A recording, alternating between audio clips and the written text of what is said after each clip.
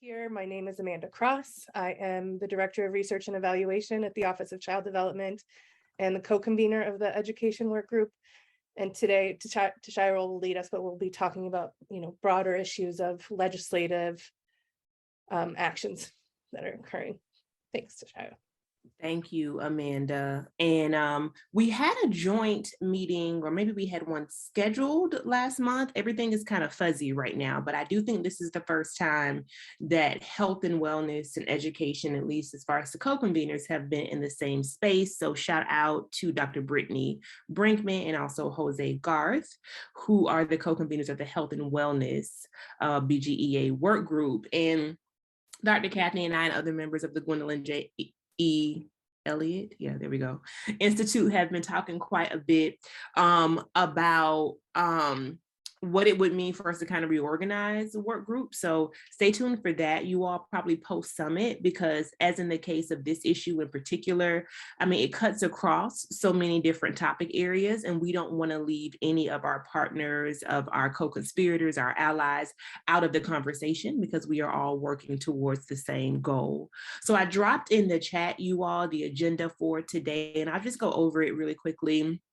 And it really is for us to talk about how Friday's Roe versus Wade ruling affects our work. I just saw Emily exhale. It is a heavy time for all of us. And so I just definitely want to send folks a spirit of peace, of rest as we resist, because I know it is very difficult to work and to sustain the movement, and we are in such a difficult time. And so I was hoping we could start that conversation off with just a reproductive justice framework, understanding what this time means for all people, all bodies, but especially those who are most marginalized and affected. Also, we know that it ties into our comprehensive sex ed work. So I will turn it over to Brittany and Jose then to give us an update about that and any pending policy or legislative changes there. And at some point during today's meeting, we will have someone from ELC, Education Law Center, joining us, because there are also a host of, as you all know, I'm sure, anti-trans bills that are floating around the country. And one of them actually is in Pennsylvania. It really is meant to suppress any conversations in schools around sexual orientation and gender identity and expression. And so ELC circulated a sign-on letter about that, and we just need to know where we are and how BGEA can support moving forward, especially since I know at one point we've had resources around that conversation about how we can support our queer and trans youth in schools, and we want to keep that work going. But first, let's talk about Roe versus Wade, and I actually just want to have an open conversation now, you all. I am not the expert on this issue. Others on the call, like Tasha, I'm sure know so much more than me, but just reactions to the ruling. What was your first thought? Where were you?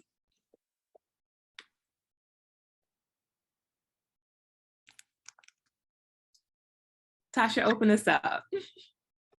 So I was like, I don't want to come on camera because I didn't want to start, but I was home. I know it was Friday.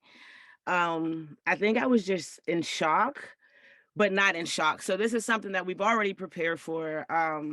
Just if anybody knows anything about reproductive justice, of course, we've just been fighting for Black birthing people to have access to abortion anyway.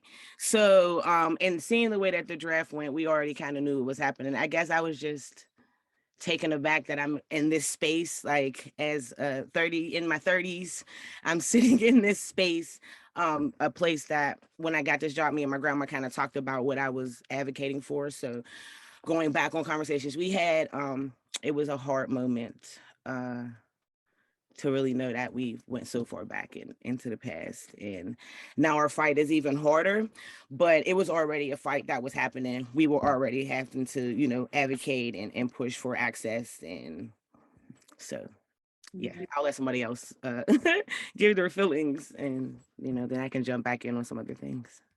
Thank you, Tasha. For folks just joining, we are talking about our reactions to Friday's Supreme Court ruling that came down.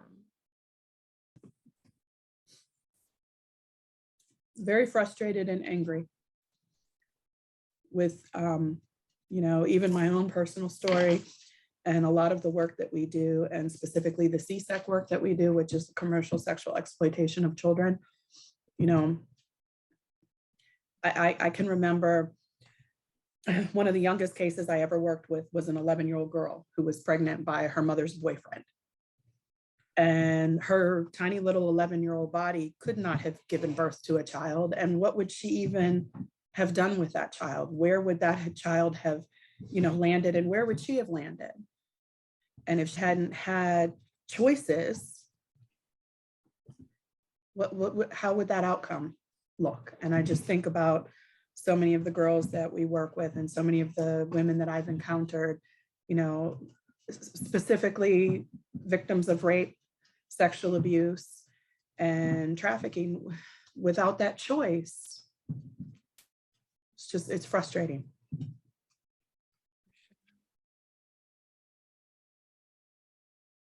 Yeah, the impact on children seems especially devastating. The American Society of Pediatrics has put out a statement about the danger of childbirth for children. And that, you know, there is no, like you're saying, the option to be removed completely in that situation. Is just hard to fathom how someone would force a child in that situation to birth. For sure. I think overall, it feels scary, I think is a good way to put it, because for all the reasons everyone has already like noted, this is terrifying for women and birthing people. It's a terrifying consequence, but this is like the tip of the iceberg. If we can do this, what are they going to do to gay trans rights? What are they going to do to like the next thing, the next thing, the next thing? If this was allowed to pass, what's next? It's terrifying. And recognizing that there will be a next thing. Yeah, exactly.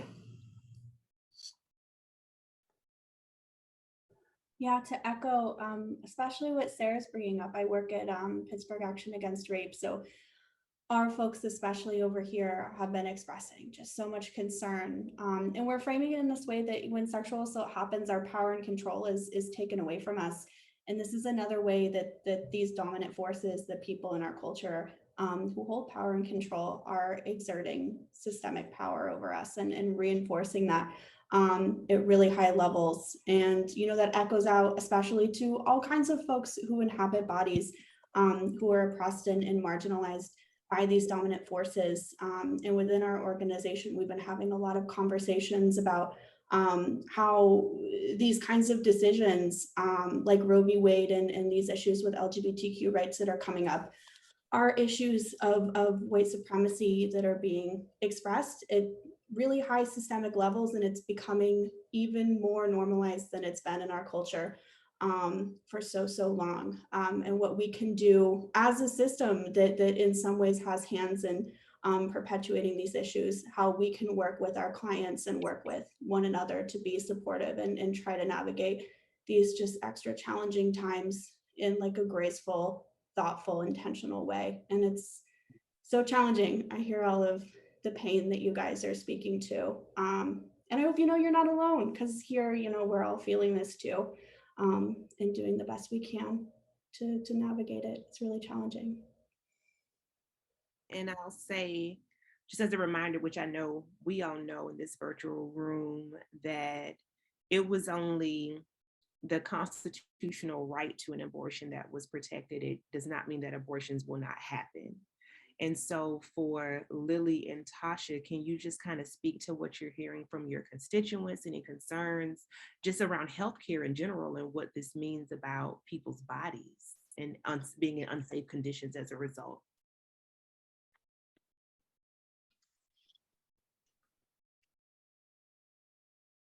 Well, I know for my folks over here at PAR, when somebody experiences a sexual assault, there's so many systems that they have to automatically interact with that in so many ways take away their power and control even more. So interacting with police forces, interacting with medical staff, it takes away an autonomy that in a lot of ways has already been taken from them. So it can be really re-traumatizing. And we've been having a lot of conversations here about what is the legality of us trying to provide access to these kinds of services. So what would it look like for us to have Plan B? What would it look like for us to have a closer relationship with more private abortion providers? How are we putting ourselves at risk and potentially putting clients at risk as well by providing these things, but really having to prepare for the reality that this might be one of the only places that people can go to not be re-traumatized by these systems that claim to,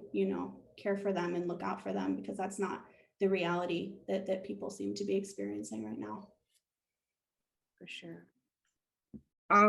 I guess so for us, we went straight into action mode, and just getting down and finding out who are able to do something. So we have like a list of organizations, reproductive justice organizations that are in different states that can give some information of what they will be able to do. We have turned we have a Say Her Name Justice Fund that was for I don't want to get it wrong, but it was for women in violence. But we have pivoted it and are now using the funds also to help people to find places to go, help with housing, to help with other things that they may need. And I think just really advocating now on how important voting is, although it's not the only way to go, but how very important it is, especially for us in Pennsylvania. This governor's race is very important. And so now it's really pushing, although we always push, we do voter engagement. So voting is always very important to us, but really, really pushing how important this midterm election is. And how it can really affect our lives, and then still taking all the steps that we need to, that if it does get overturned in Pennsylvania, or if Josh Shapiro doesn't get the seat, then the next steps of, I guess in my words, I say I'm actually going to be part of an underground railroad now. So like getting those things together and figuring out how we're just going to keep advocating for people and the best way that they need us to advocate for them, and getting them into the spaces that need to be in. So I will drop links to or a list. I need to see, I don't know if it's in a link or a list, but I do have a list of reproductive justice organizations across the states that are ready to throw down in whatever way that they can possibly do it.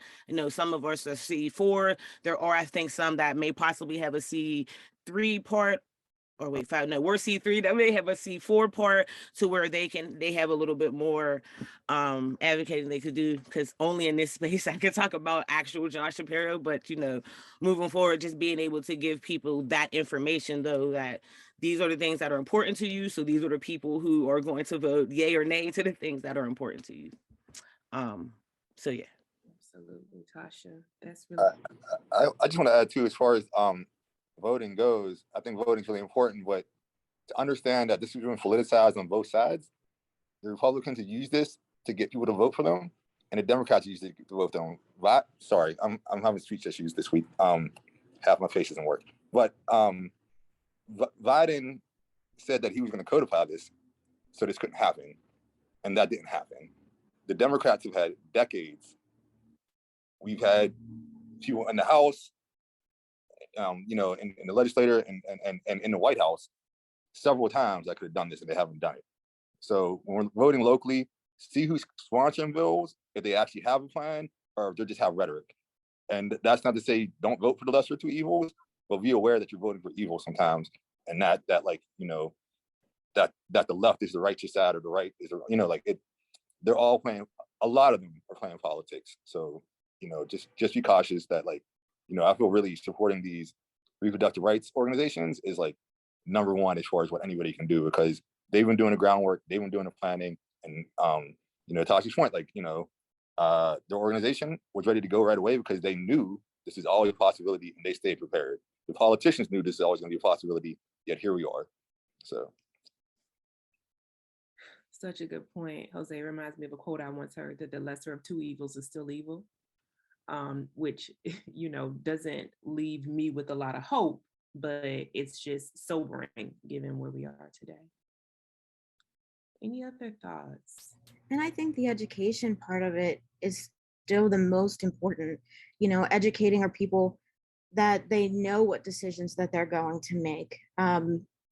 True transparency here. Grew up in a Catholic household, always pro-life, pro-life.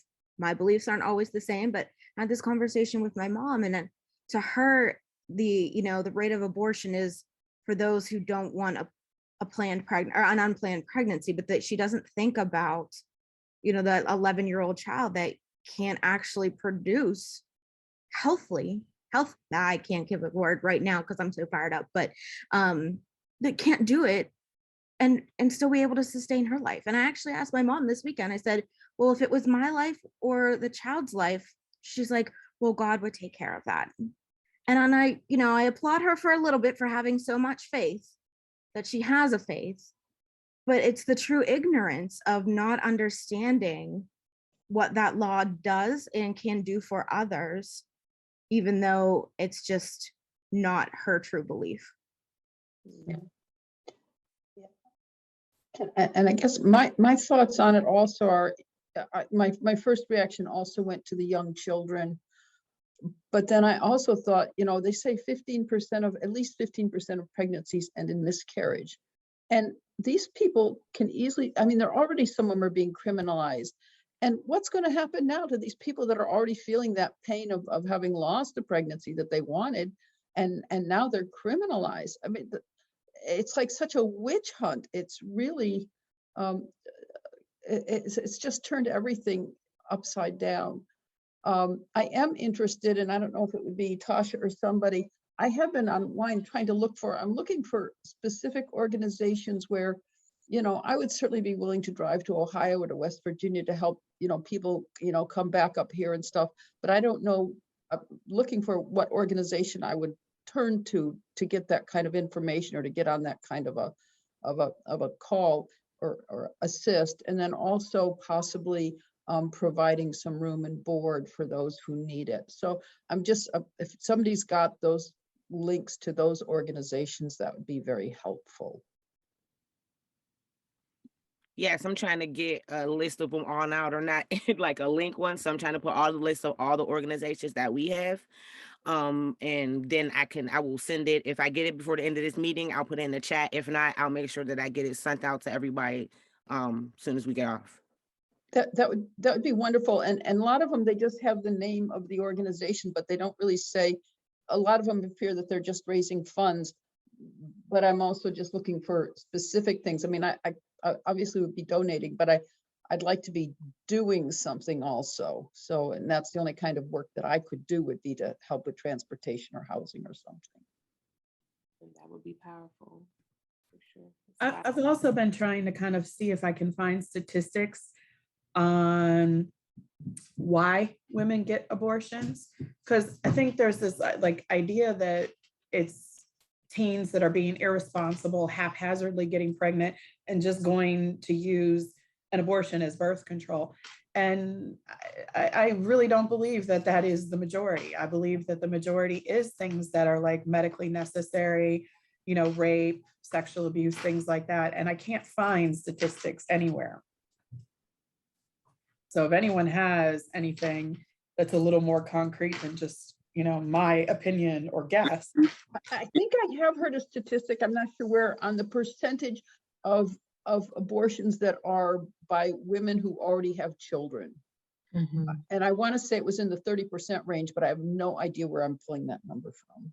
Gudenwalker has a ton of information. I would be wary of this though, because I feel like trying to justify all the different reasons why somebody has an abortion isn't always the way to go, because it shouldn't matter. We are in another issue with states' rights. This country has a long history of states' rights being in direct opposition to human rights, right? So whenever we're fighting over states' rights, because now states can't do gun laws, right? We're not allowed to do gun laws. States can't stop prayer in schools, right? These are all recent judgments that are coming out of this court. So they're showing where states have freedom to do what they want to do and where the federal government can step in. So that bodily autonomy, if a woman chooses to use abortion is birth control, and you're not uncomfortable with that, or somebody else is uncomfortable with that, that shouldn't matter as long as it's between her and her doctor. If her doctor's like, no, this isn't healthy and this is going to harm you, you can't do this, then that is that. But it shouldn't be a judge who's on the court or just a judgmental person or anything like that, because it's they're not doing that with guns. It's like, oh, why do you need a concealed carry license? Is it because you want to go murder people, or because you want to go shoot practice, or you want to be sick? Like, they don't care. You just got to go get your gun. So you know, and a gun is used, a handgun is used to take somebody's life and to do bodily harm. We know that. So it's not about the sanctity of life. It's about who has autonomy and who doesn't, and who are allowed to have this, you know. So I just be cautious about it. Not to say don't look it up and don't use them, but like, just be cautious with it. I don't really, I completely agree with you. I don't really want to use it. I'm just frustrated that people don't think about the impact of this, and that they're very narrow-minded in what abortion even is. Like, there's just this misunderstanding. Yeah, I think I agree, but I had the sort of the same reaction as Jose articulated, which is like, I think part of this has been that a small fraction of people have been creating a narrative that is an inaccurate narrative, but it's also like trying to get people upset or fired up or thinking that they're doing this, sort of taking the moral high ground, when really it is absolutely without question about controlling people's bodies. Like and the idea that it's anything other than that is just absurd. It's the same people who have fought for all forms of reproductive justice are the same people who fight access to healthcare for children, any forms of like parental support, everything, right? So I think like, as much as I think we should be informed and have factual information, I think that we have to also not be participating in the conversation that's the wrong conversation, right? And sometimes we have to actually change the narrative and articulate the way in which this is about human rights and the dignity of people. And that's why I think so many of us have said that this is scary, because it's so much deeper than this. It was never ever about just limiting abortion, right? It was always about continuing to decide who gets to make decisions and who has power and autonomy and who doesn't. So I think that, knowing, like, when we're talking to people, how we can counter, they've heard misinformation, but I think that sometimes it's more powerful to be able to say, we have to actually shift what the conversation is about. I actually was just coincidentally in DC on Friday for other things. And it was, pretty amazing to see sort of what happened in the city and the shift and the response, which I think is crucial. But I think that we do have a lot of work ahead of us to continue to push back at a federal level. But I do think that Democrats have done nothing. They have done nothing, right? They have said over and over, Roe will be fine, Roe will be fine, as if that was sufficient. There are so many fewer states who put in protective laws while they had the chance, and so many states who put in anti-choice laws. And now we are in a situation where I think we have to mobilize really quickly around the governor's race. That was literally the first thing I said to my partner. I was like, oh my God, we're going to have to campaign so hard for governor, like, now that we weren't going to before, right? But I do think like we have to help people better understand state and local politics, because that is where things are complicated, but is also where Republicans have been working for years to erode all sorts of human rights, right? Including reproductive rights. And so I think part of the challenge for us is going to be, how do we help push for the policies that we need to see, and the politicians who are willing to actually do those things, and help get voters out there around things that might take a little more time and energy to like dig through and understand the particulars of this law and that law. But we are 30 years behind on doing this work that we should have been doing, instead of just sort of like, not we, right? Because like the organizations have been doing it, but as a political party, no one's been doing the political work they could have been doing to protect reproductive rights. The other thing I said to my friends, like, maybe we'll get the ERA now, like, let's just go all in, right? Because without, like, we've sort of like allowed this sense of well, I guess we kind of got enough, right? Oh, I guess we're kind of in an okay position, but we but we really need to be doing more than just like having so many hopes and expectations riding on like one Supreme Court case was, I think flawed as it was. Absolutely, just from a strategic point, and you said something, Brittany, about the local level, local and state level. So I do want to transition in the time that we have left. You all, we were trying to keep this meeting to about an hour today, since I know some people have to log off, and we can always come back to the conversation later. But Brittany, can you and Jose just fill us in on what the advocacy has been looking like around comprehensive sex ed locally for folks who are not part of the Health and Wellness Committee to know what's next? Yeah, absolutely. So, so for people who might not be familiar, the Health and Wellness Group put out a report a couple of years ago. We did a sort of assessment of the landscape locally to try to understand what sex education looked like in mostly Western Pennsylvania, predominantly focused on Pittsburgh. The report's on the website, and it showed kind of what we suspected and what those working in organizations and schools knew, which is access to sex education in the greater Pittsburgh area in our K-12 schools is inconsistent. It's pretty scattered. A lot of students report they get nothing, or in the same school, some people are getting comprehensive sex ed, some aren't. The situation is pretty messy, and we found that the schools that have, because our schools are so segregated, the schools that have higher percentages of Black and African American students were less likely to be getting a structured curriculum, and we're getting less time in comprehensive sex ed. So, so we have been working to try to advocate for a updated policy in PPS. We want to do this work in all the districts, but because PPS is, our largest district, we've been really concentrating our effort there.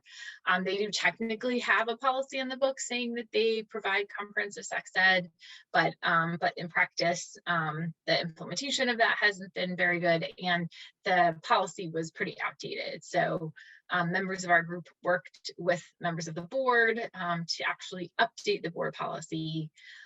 We are in a good position with that. We have support from a number of board members. The policy has gone through the policy committee, but we're just kind of waiting. So right now, at some point, it does have to go before the full board to be voted on and approved.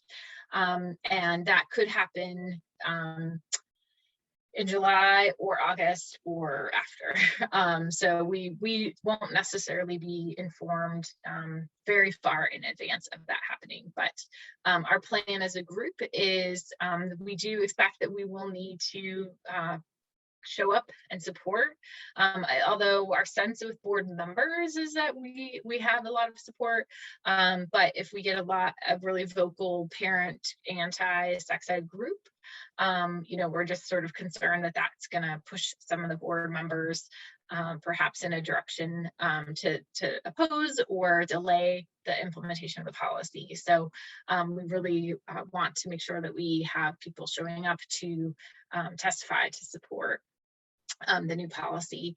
The policy would require that students pre-kindergarten through graduation get sex education that's comprehensive, developmentally appropriate, medically accurate, inclusive, holistic, anti-racist, and culturally responsive.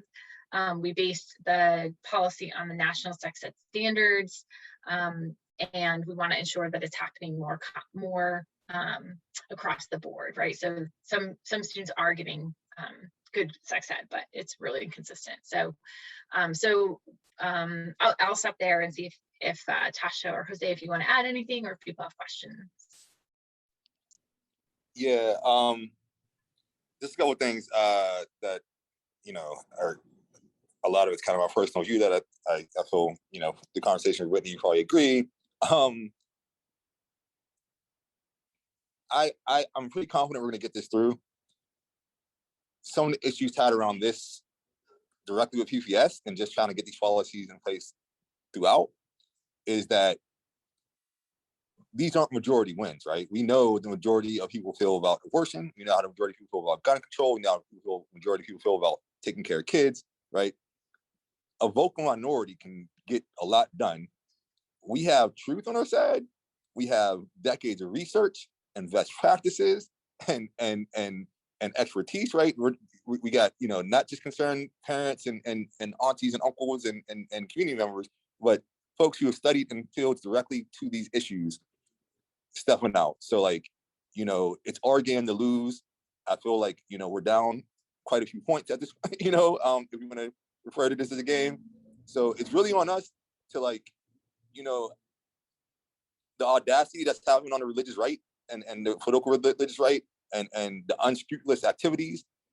You know, I've never been big on respectability politics, but like if you are, you know,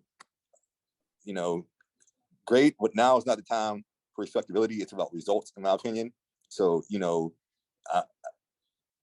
by any means necessary, as they said, you know what I mean? Like, I think that's where we need to be with this and be open to go on low to make sure that these kids get what they need, because PPS, we have people there right now that are supporting this, but like, there's still not a lot of political will behind it because it seems like a touchy subject, even though we know most people support this. But it seems scary because, you know, SEX is in it, right? And that's, oh my God, you know, like, and you know, even like simple things like trying to get pads and tampons into the bathrooms in schools is a big fight. These general things that are affecting populations that just aren't the first, second, or third that people are looking at when they're making policies and doing things. So I think we're in a good place for this locally with PPS, and I think it can grow from there. We have not gotten there yet, though. That's not, you know, I don't want to be overly hopeful about this, but like, we need everybody here to show up, and 2 or 3 of your friends, 2 or 3 of your enemies if they agree with you, whatever. But we need, you know, we need to show up and show out and hold people accountable when we're with elected politicians and anybody who has control. Ask pointed questions. If they cannot answer directly, hold your feet to the fire, because we need to know where people stand. We need transparency. We cannot let people grow their political power locally and nationally off of empty rhetoric. Show and prove. We need to be able to do a better job of doing that, because they've been getting away with it for way, way too long, and they're going to continue to if we don't step up and hold them the way they've been holding us back, you know? So, Quick question. Do we know where each of the board members stands? Like which ones are for, which ones are strongly against, and which ones may be on the fence? We do know some who are for, who've worked with us. We, as far as I know, and please fill me in, Tasha or Jose, if you know otherwise, I don't know that we know anyone who has already said they're going to oppose it.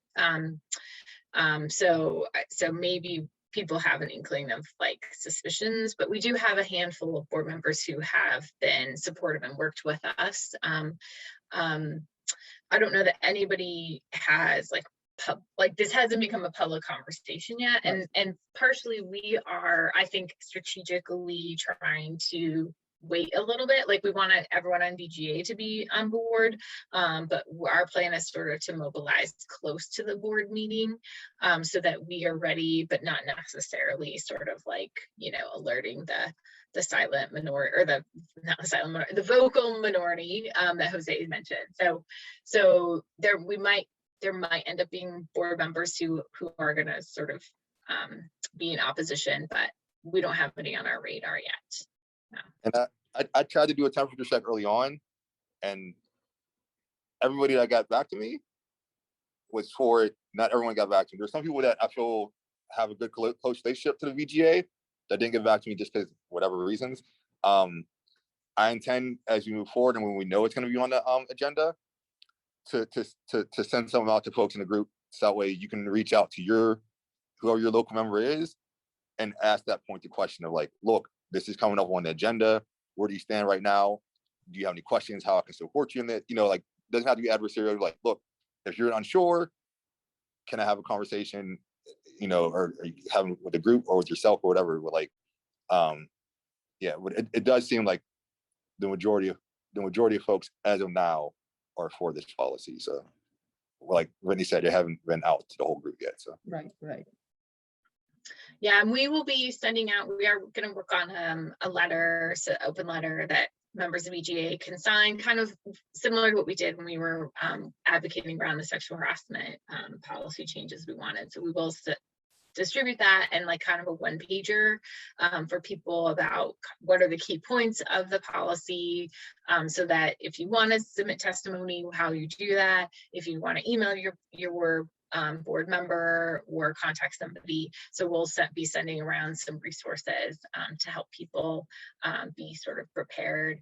We'll know before the board meeting, but not with like a ton of time. So we're hoping to sort of get BGA members ready, and then it'll be sort of a like, you know, as it has been with PPS, like, okay, it's happening, you know, it's going to be next Monday or what have you. So, you know, as soon as we know, and luckily Devin, who's on the board, has been like, she'll get it on her radar before any of us, and she'll like let us know when the policy is showing up for a vote. So Right, and is there outreach to the, well, there's probably a lot of board members, but outreach to like, you know, Women for Reproductive Justice, or the 50 Women for Better Education, all those different groups, so that, yeah, okay. All right. I know that Tasha was about to speak, so I want to give her a chance to say the last word on this so that we can transfer over to Hadel from ELC, who is with us, especially because I know a portion of the comprehensive sex ed work is about it, of course, being inclusive, and the recent bill fights against that very thing. So Tasha. Yeah, I just wanted to give like a quick update, because as we also been working on this locally, we've also been working on it statewide. There's a coalition, Paxi Coalition, that I've sat on for the last couple years that has been trying to push comprehensive sex education across PA and all PA public schools. There's a lot of people from Philadelphia, then us from Pittsburgh, and then like a couple people in between that area. But there was a bill that was out from Brad Sims. It was submitted and then resubmitted. It was, I think it's 1335. And we were advocating for that bill at the time, which was the bill to get comprehensive sex education mandated in schools. And then the language in the bill was, there was some, you know, struggling language we had. So we were trying to edit some of the language, and it kind of like pulled ties with Brian Sims. But in one of the meetings, he pushed back against us when we pushed against him on some of his harmful language in his bill, what we were doing locally. So from there, we have kind of did hold a little bit statewide, because that was the only bill we're pushing. Some people who sit on the coalition still push the bill, even though it has some harmful language in it. We were debating whether we were going to do that or not. So now we are actually waiting to see what happens here in Pittsburgh locally, to see how the edits and stuff that we pushed are going to work, and what they say if they come back and it doesn't work, because we're trying to, I guess, structure our own bill, our own ideal comprehensive sex education bill on a state level. So just so everybody know, that Paxi coalition is open if anybody wants to join. There is a Facebook page, and then if you do, you can just reach out to me. I can send a link, I would have to find it, of how you can join it. But we are trying to sit on there and figure out the best way statewide to move with comprehensive sex education, and what legislators to work with, because Brian Sims just seemed to have put this bill out just to put a bill out, and didn't really care how it really affected everybody. So yeah, that's it. Thank you, Tasha. And that goes back to the advocacy, right? And all the different levels that we need to ensure we are working at. So we look forward to just staying invested and in touch with you all, so that across work groups, we know what is happening. So Hadel, welcome to today's meeting. Thank you for joining the education meeting. Can you please let us know what's happening with these this Don't Say Gay legislation, and if it is too late for us to join on the sign-in letter, and really just what's next overall? Sure, yeah, thank you for inviting me, and thank you all for the work you're doing in the other spaces. I enjoy hearing about what's going on. Happy to help in any way that we can as well. I think I've worked with a bunch of you, or at least been in the same space in the past, but for those of you, if we're new to each other, my name is Hadel Degat. I'm a senior attorney in the Pittsburgh office of the Education Law Center. We work to ensure access to quality public education for all students in Pennsylvania. So our work is both going to be at the school district level, the county level, state level, and at the national level, if that's what we need to do to effectuate change. But our priority is students in Pennsylvania who have been least served by the public school system. I think our executive director, and sort of when listening to what we're talking about here, says that sometimes it feels like our work in these times where there's just a flurry of legislation or really harmful acts being passed or decisions, that it's like that game whack-a-mole, not to make light of what's happening, but it just feels like there's so many things going on. It's really hard for us to really focus our advocacy on one horrible thing.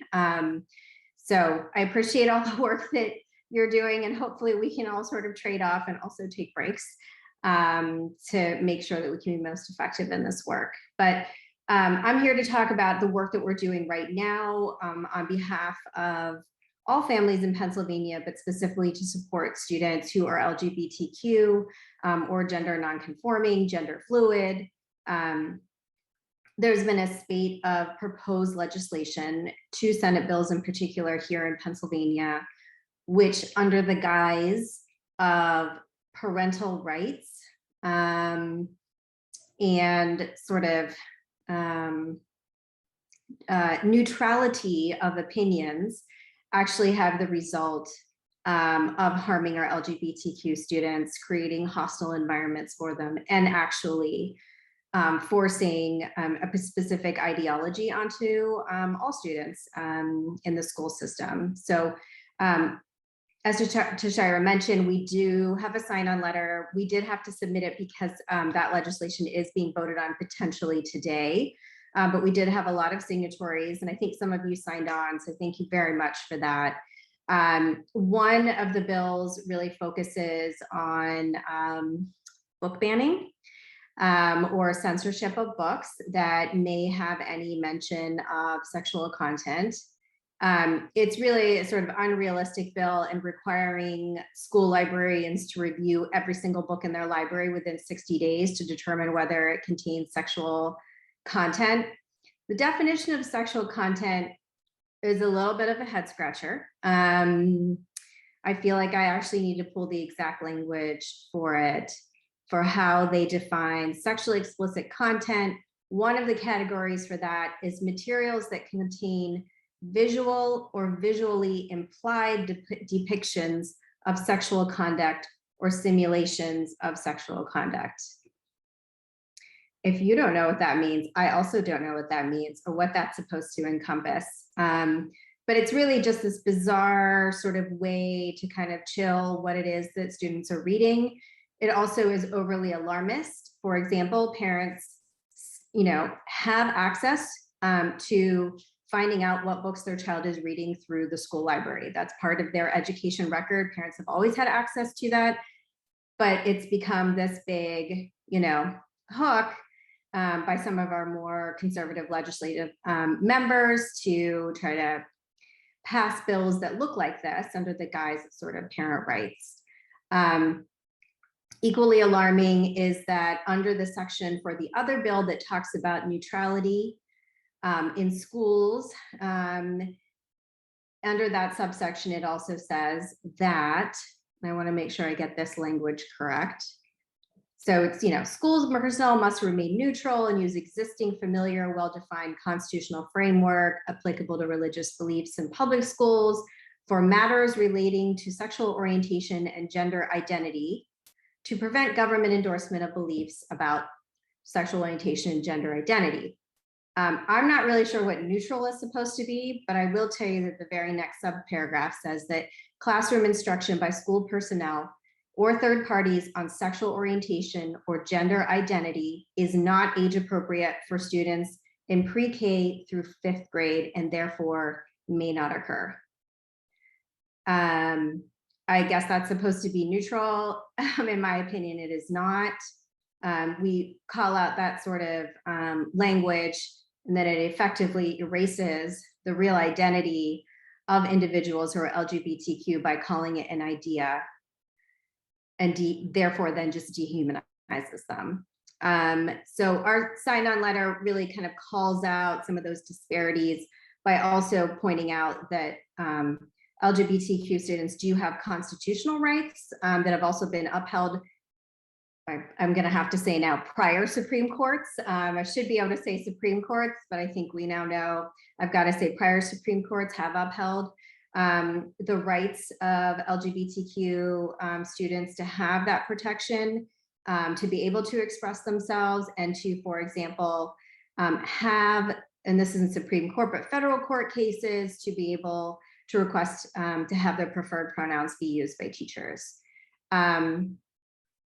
The proposed bills also really have another big boogeyman fear that has been put out there, saying that with the concern that parents have that school counselors are creating a welcoming environment and therefore encouraging students to explore their gender identity.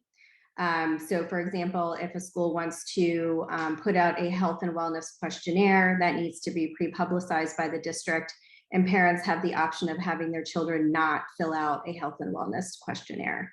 Parents need to know exactly what health and wellness services are being offered to their child and to opt out of that as well. The result, of course, being sometimes schools are really one of the few safe spaces for a lot of students who are exploring their gender orientation, their sex orientation and their gender identity. And so this really puts a chilling effect on that. So it's all like a lot of information put into two very short proposed bills that we're of course pushing to oppose. It's just alarming. Right now we have a governor who would most likely, veto any such bill that gets passed, but the legislature is threatening to use other really legal legislative means to override that veto. So again, why the local and state elections are so incredibly important can be seen there. I also want to briefly touch upon the Mount Lebanon case. I'm not sure if that's familiar to you all, but there was or is an elementary school teacher who apparently read a book. Now, I don't personally know the facts of the case, and I really don't want to repeat the facts that are within the complaint, because the teacher and the school are disputing that that is actually what happened. So I will tell you, generally speaking, the teacher did read a book that either had to do with gender identity or a transsexual student, not clear. And 3 parents have now sued the district, saying that their child should not have been exposed to that book at the elementary level, that they were not given an option to opt out, and have really gone after that teacher pretty hard. That's in the Mount Lebanon School District. I think there was a preliminary injunction that was filed where the parents were saying, moving forward, the school can't teach any of these topics unless parents have a choice to opt out. It looks as though that the school district agreed to that today. For Mount Lebanon's part, I will say that so far their public comments, when people have asked them to comment on this lawsuit against this teacher who has been named personally, I would say also the whole board has been named personally, as well as the superintendents and the principals. Their public facing statement has been to say, really show support for the teacher and to point to their DEI statement and say, this is why we're teaching that, which I think is a good way of showing there is no such thing as being neutral. There is no neutral ideology. Let's call it for what it is. And that I think by calling it an ideology, you're further marginalizing students who identify in these ways. It's just, but that somehow seems to get lost and people call it a way of thinking or a way of thought, as opposed to a way of existence in life for a lot of our children and families today. So with that terrible background, I want you to know that we are fighting and many folks are fighting, but it's just, it's disappointing to see what's happening. And I just double checked, we don't have our sign-on letter posted yet, but we will through ELC. We'll post that on our website because we just sent it out. But you're welcome to take a look at that. My wonderful colleague, Christina, I want to just give her props, even though she's not on this call, has been like working 7 days a week, fighting and drafting sign-on letters and open letters to school districts in an effort to support parents that are fighting really hard and advocating, in an effort to really sort of bring in the legal side of the argument and show that really the law has been moving in the favor of supporting our LGBTQ friends and family and students. But that, again, I should also add, you know, things are always a little bit less concerning when a school board we know supports the true DEI statement versus when you have, particularly recently, when whole school boards have like turned over with, for example, anti-masking school board members and that sort of thing, that is when we're concerned about the types of things that school boards are going to pass. But there's a lot of pressure. And so, for example, I'm trying to think of the Mount Lebanon school board members who've been named personally. This is, you know, going to be one of the first lawsuits in the country, certainly not the last, but it's going to take some support to help everyone stay strong. Thank you, Hazel. Definitely a lot of very important information for us, and I hope helpful for us to kind of tie some of these key issues together. I see Jason has had their hand up, so in the last few minutes, I definitely want to open it up for questions. Hi, everyone. I'm multitasking in the community, but I think just one thing I just wanted to throw out there, and I think Dr. Brinkman knows that I've done a lot of outreach in schools and done a lot of educating educators on LGBT 101, but whether in curriculum or bullying policies, the one problem that I don't see talked about is that it doesn't look neutral to the target or bully, especially with bullying. It looks like you're siding with the bully. So if the perception is that you're muzzled when it comes to those topics, that's something I've seen and I still continue to see. Just wanted to throw that one out there. Say the last part again, Jason. I'm not sure if we all caught it. You said if the perception is what? That you're muzzled when it comes to, you may be thinking you're acting neutrally, but to the victim, and it looks like you're muzzled on the topic, as if you really don't want to talk about it. So. For sure. And I also think that Hazel brought up a really good point in that, you know, we often know that schools can be places of harm for various reasons, but for a young person who is not in an affirming household, it could also be a place where they go to receive the support that they need and very vital resources socially and emotionally. Jose? Yeah, speaking of the supports, you know, I think definitely staying centered on the youth and, you know, and people who need reproductive care is really important. But the providers of these things are also at risk here, right? So it's not just a sex ed teacher. You know, if I'm teaching in a school and a kid asks about my relationship and I'm like, oh, I'm in a queer relationship, you know, my job can be on the line, just not because I'm teaching anything, just because I'm speaking on my experience. And, you know, for those you don't know, I taught sex ed for about 8 years. You can have sex ed without talking about sexual orientation and gender. I mean, you know, like it's, otherwise you're saying, okay, if you're straight and cisgendered, we have all these tools for you. But if you're queer, if you're gay, if you're trans, go figure it out on your own, you know, and that's not equity, that's not equality, that's not fairness, that's not, you know, and so many times you hear the same argument, right? We're protecting the kids, we're protecting the kids. Once again, I think this is where you hold people's feet to the fire. How are you protecting the kids? How is it a protection to take away resources, to take away knowledge, to take away access, to take away their voice? Like, that's not protection, you know? And once again, these are people who are elected. They're not people who are experts in any of these things. You ask them about basic sex ed, they got bad sex ed. That's why they don't know nothing about it. That's why they can sit there and make strange ideas about what abortion means or what any reproductive rights mean. Because, you know, it doesn't stop here. It's going towards birth control and all these other things. I think another state bill we have is that they're trying to cut off funding to universities that do stem cell research. So it, you know, and the privacy issues that are connected to all this as well roll deep. So like it's, you know, it's hard because we have this really big fire in front of us and all these other smaller fires surrounding us at the same time. And, you know, it's hard to tend to them all. I like that, you know, the shower and you all kind of help us convene together like this, because all these things are so intertwined. You know, economic justice is part of this. You know, if everyone had high-paying jobs and paid time off, it wouldn't matter if you had to travel to Pennsylvania to get an abortion, because you had the time and the resources to do it. You know, most of us in this room are privileged enough to know that if we were in that position, we can go get something done. But there's a lot of people that's just, you know, might be $2 million if it's $1,000. It doesn't matter. They're not economically sound. So it's all tied together. And I think we got to keep sight of all these little fires, or looking at this big one that's blazing in front of us, because they're feeding them all at the same time.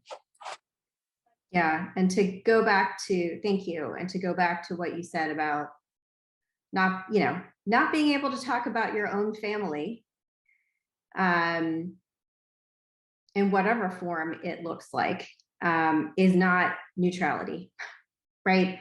And again, that's what's sort of lost. And I think in a way you can kind of see how absurd the argument is when you look at the draft bills. Because if you have to tie yourself up in knots, or to come up with different ways of saying sex without saying sex, you know, then you've got a problem. Then it's sort of like, what are you really trying to say here? Again, it's sort of the way that they draft the bills under like parents have the right to, when really the whole point is to chill the rights of students and really to take away.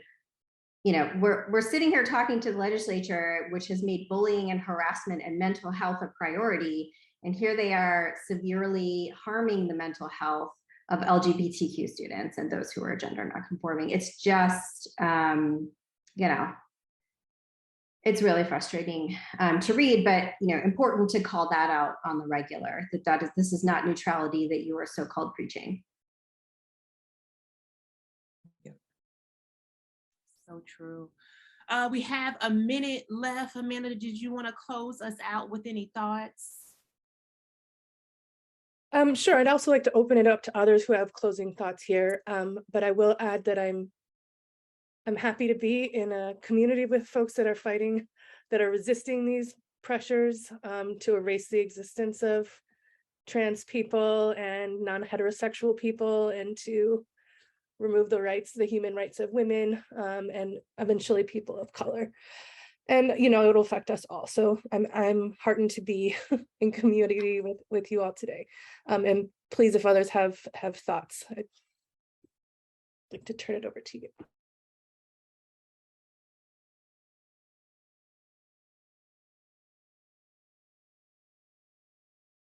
Okay, so we will, one question, you all.